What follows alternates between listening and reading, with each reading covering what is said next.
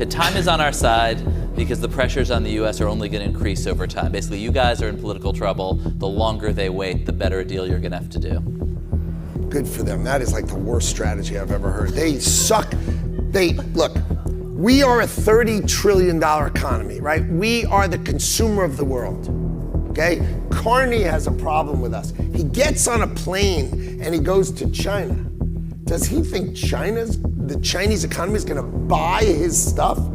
Yeah, a very American approach on the U.S. side. I would dare say even a very New York approach, because of course the New York loudmouth in chief is busy right now with the Strait of Hormuz and so forth. So we get number two, who's Howard Lutnick, who just loves to get in your face. He's just that quintessential New York guy saying, well, basically, if you want to even discuss things with us, you've already got to start giving us things in advance. So yeah, sure. And Mark Carney is that quintessential Canadian, talking reasonably, intelligently, laying out what a negotiation is actually about. Something unexpected happened when the U.S. Commerce Secretary answered a simple question about Canada. Instead of calm words, his reply quickly spread and made people on both sides uneasy. Now, many are wondering what this means for the future of trade, as pressure keeps growing and no one knows what will happen next. The U.S. Commerce Secretary walked onto a stage at the Semafor World Economy Summit in Washington and was asked a question about Canada's trade strategy. What followed was not a measured diplomatic assessment of a bilateral relationship worth $3.6 billion in daily cross-border trade. It was a sequence of remarks that have since been shared and discussed on both sides of the border in ways that Lutnick did not appear to anticipate when he said them. The trigger was a reference to former Canadian chief trade negotiator Steve Verhoeven, who had said publicly that time is on Canada's side in the trade talks, because pressures on the United States will only increase as the political and economic costs of the tariff war accumulate. Lutnick responded, "That is like the worst strategy I've ever heard. They suck. We are a 30 trillion economy, right? We are the consumer of the world." He then turned to Carney's China engagement. "Carney has a problem with us. He gets on a plane and he goes to China," Lutnick said. Does he think China, the Chinese economy, is going to buy his stuff? China is entirely an export-driven economy. So what did he do? He came back and said, "Oh, we'll take their electric cars. I mean, is this nuts?" The Commerce Department subsequently issued a clarification.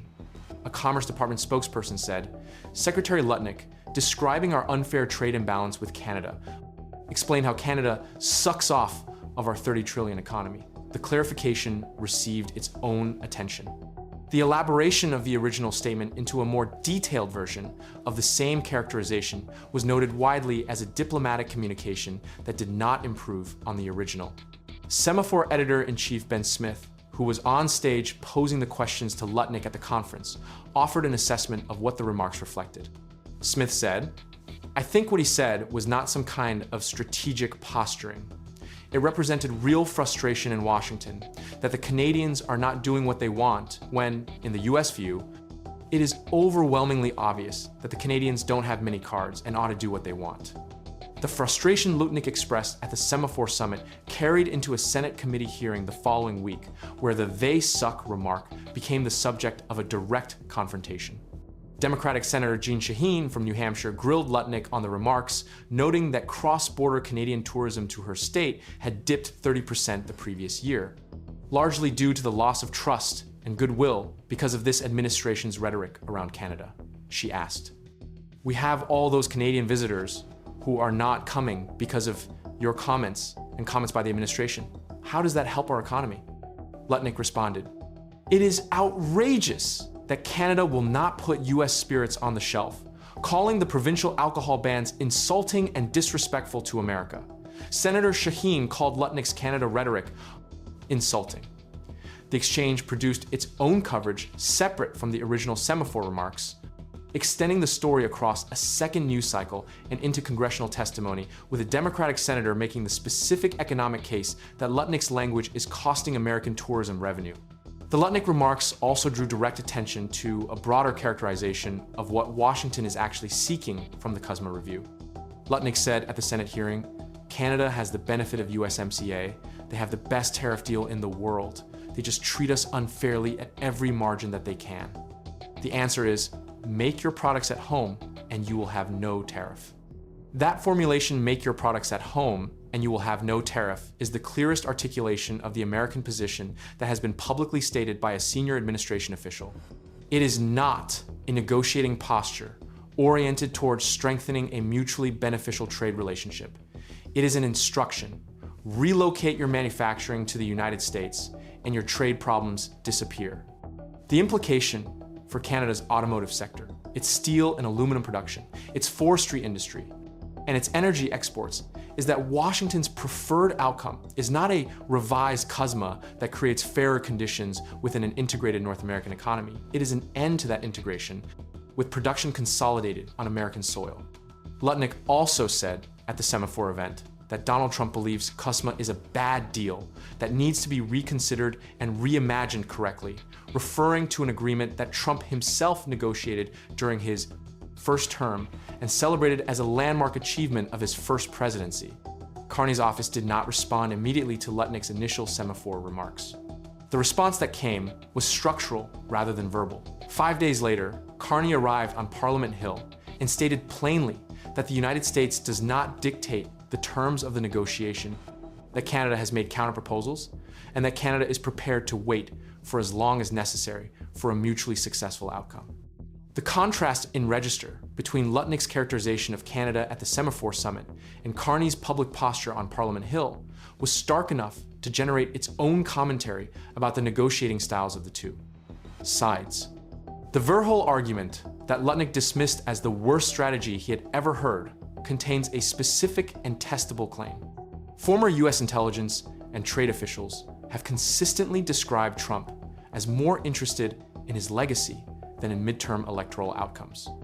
And Lutnick's dismissal of congressional political pressure as a meaningful constraint on Trump's trade strategy aligns with that assessment. But the economic data running through the same period, consumer sentiment at its lowest reading in 74 years of University of Michigan survey history, the IMF placing US recession probability at 40%, Trump's economic approval at a career low, gas prices above $4 a gallon, describes conditions that affect American businesses, American workers, and the American industrial base that Lutnick is responsible for supporting. Talks with Lutnick and US officials stalled after Trump instructed his negotiators to stop those conversations with Canada because he was upset about an ad that the Ontario government was running during the World Series. The formal CUSMA review process is approaching its July 1st deadline, with no substantive negotiations having occurred since October. Both sides have publicly acknowledged the deadline is likely to pass without a comprehensive resolution. A Canadian Prime Minister who flew to China and came back with trade agreements covering electric vehicles, canola, and agricultural exports is not describing Canada as helpless. Canada's non-US exports have reached record highs. Foreign direct investment hit $96.8 billion in 2025, the highest in 18 years. 20 new trade and economic deals were signed across 4 continents in the past 12 months. The country that Lutnick described as sucking off a $30 trillion economy is the same country that supplies approximately 56% of all aluminum imported into the United States, nearly 60% of American crude oil imports, and 85% of American electricity imports. These are not the supply dependencies of a country without cards to play.